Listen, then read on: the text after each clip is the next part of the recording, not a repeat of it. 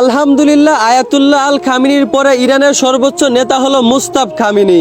এইদিকে এই খবর শুনে বেঈমানদের হাঁটু পর্যন্ত কাঁপতে লাগলো। মুস্তাফ খামিনি ক্ষমতায় আসতে না আসতেই 1000 মিসাইল ছুড়ে দিল ইসরায়েলের দিকে। মিসাইলের হামলায় ইসরায়েলের বিভিন্ন শহরগুলা ভেঙে তছনছ হয়ে গেল।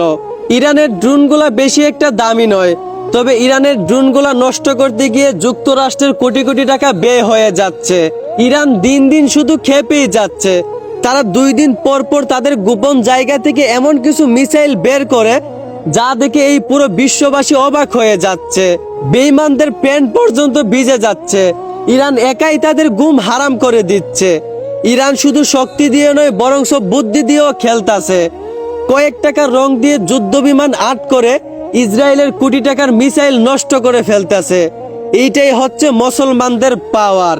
ইনশাল্লাহ ইরানের বিজয় হবে।